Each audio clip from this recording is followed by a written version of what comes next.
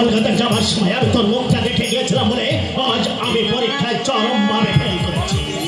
তুই একটা কলঙ্কে নেই, তুই একটা অপায়া, তুই একটা ডাইনি। তুমি কি বলছো ছোটা? তুমি কি বলছো? ঠিক তাই বলছি। এই সুশান্ত কেন আমাদের বাড়িতে আসে আর কেনই বা তুই ওর সঙ্গে আমতা করে গুজর গুজর ফজর ফজর করিস? জবাব দে, জবাব দে বলছে।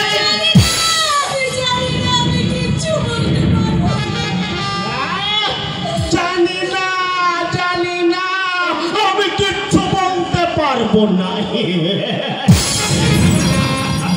হারাম জাতি কচি খোকি। সুশান্ত যদি এরপর কখনো এই বাড়িতে আসে ওর সঙ্গে যদি তুই মন খুলে মেলামেশা করিস তাহলে ওই সুশান্তকে কিন্তু এই বাড়ি থেকে আমি তার ধাক্কা দেব।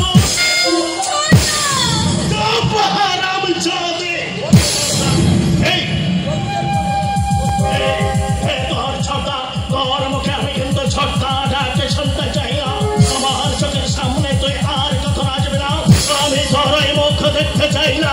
তোর এই প্রীতের নাগর সুশান্ত যদি কখনো এই বাড়িতে আসে তাকে কিন্তু আমি জানত।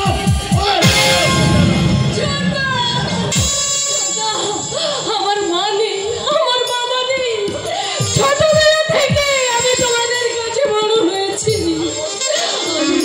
আমি বড় স্নেহের কাঙাল দাদা। তোমাদের এই স্নেহ ভালোবাসা থেকে আমাকে তোমরা বঞ্চিত করো না।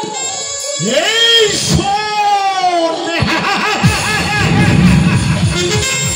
তোর সব মিষ্টি কথা তোর এই প্রীতের নাগরে শান্তকে শোনাবি, সে মন খুলে তোর এই মিষ্টি কথা শুনবে, কিন্তু আমাকে নয়। আমি তোর এই মিষ্টি কথা বলবো না।